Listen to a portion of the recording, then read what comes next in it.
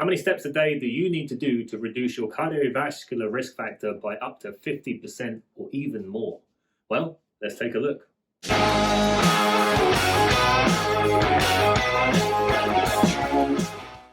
Welcome back, everybody. Mark here, the Diabetes Diet Coach, bringing you diabetes info and healthy living advice. If you haven't done so already, head over to diabetesdietguide.com, and we've got a bunch of free information waiting for you at your fingertips. Now, this video is a good one. We are talking about a new study that was released in the Lancet, which is a very popular and well-respected journal, looking at the number of steps people need to achieve to reduce their risk of cardiovascular disease. Now, we've done a little sequence on cardiovascular disease recently, releasing a few videos around the subject. Now, this is very relevant because in terms of diabetes, cardiovascular disease is one of the biggest things that manifests due to high glucose levels and long-term complications. So if we can do things to reduce our risk, it's only good things. Now, the good thing about this study was it was what we call a meta-analysis. It looked at a bunch of other studies that have already been conducted, and it starts to draw an average of what they found. So it kind of summarizes all the existing evidence out there. The other thing I really liked about this paper was that it stretched across multiple nations. So I've got my handy sheet of paper here. So they looked at 15 different studies, 4 in Europe, 1 in Japan, 1 in Australia, way down under, and they also had 8 in the USA, and finally 1 that spanned 40 countries. So we're getting a good scope of different populations across the world. The study ran between 1999 and 2018, so we had a good follow-up period. Any health-related action that is related to lifestyle takes years, even decades, to manifest itself. So it's always good to have long-term data. The other wonderful thing about this study is they had a lot of people in it. So it started off with over 47,000, and when they finished it, they still had followed up 29,000 people. Lost quite a few to follow up, but hey, that's still a pretty good number. And then what they did is they split the groups up. So they had one group that was under 60 and one that was over 60. Now, obviously, this is massively generalizing certain populations, particularly the under 60s, because that could be a whole range of people. They do go on to sort of break that down further, but we're going to keep it simple for this video. And they found that the average step count was quite a bit higher in the under 60 group, nearly hitting 8,000 steps a day, and the over 60 group were averaging around 5,500 steps a day. Again, nothing groundbreaking there. We'd expect younger people to probably be a bit more active. The over 60 group obviously might be getting or might be struggling with mobility or other health issues, much more likely in older age, and so makes sense. Now, getting into the nitty-gritty. So what did they find? So they started to break down the groups into low step counts and high step counts. So they look at a different bunch of people and they started to categorize them accordingly. And what they did was they applied something called a hazard ratio. So a hazard ratio just means how likely is something to happen compared to the control group. And the control group in this instance, with a hazard ratio of 1, is the low step count groups. So we're comparing against the low steppers and then seeing how likely a cardiovascular event is to happen as we start to increase the steps. Obviously, these numbers are the average steps achieved. Not everyone was hitting these numbers exactly. So just to give you an idea about what these numbers are representing.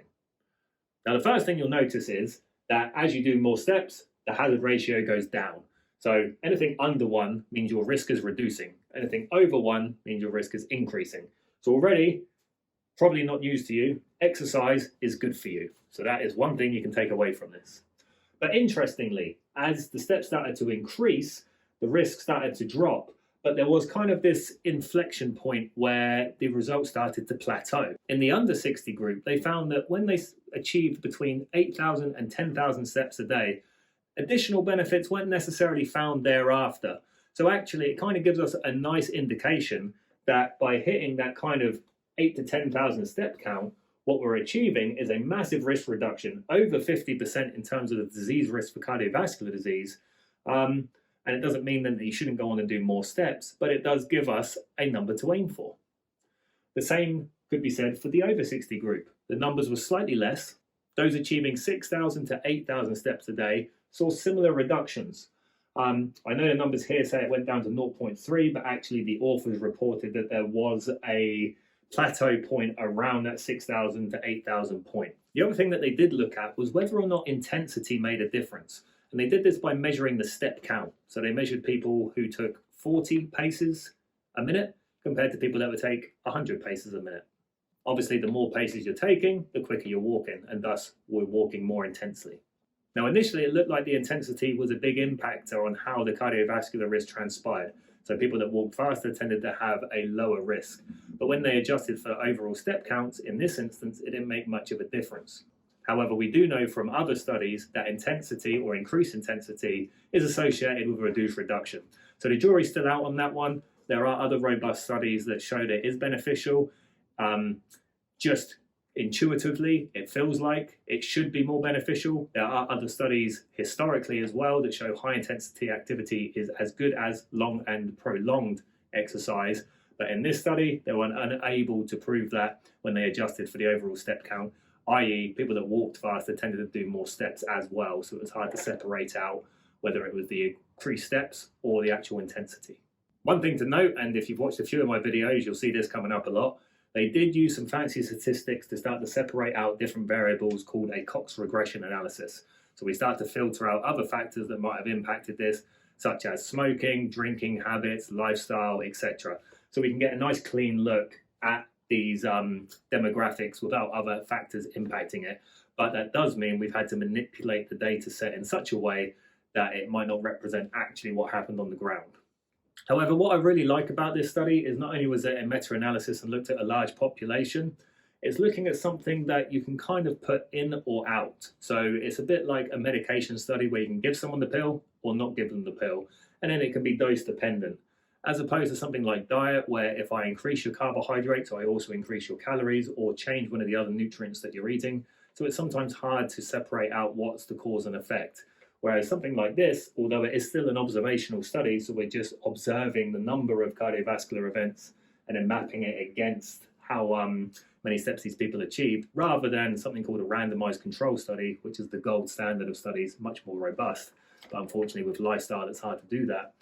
But what it does do is it takes a big sample and starts to put a number on roughly where the risk reduction will be. And that's quite a nice thing, because if we can give patients a number to aim for, and as clinicians as well, to have a rough number in our head that is a good thing to aspire to, then that's fantastic.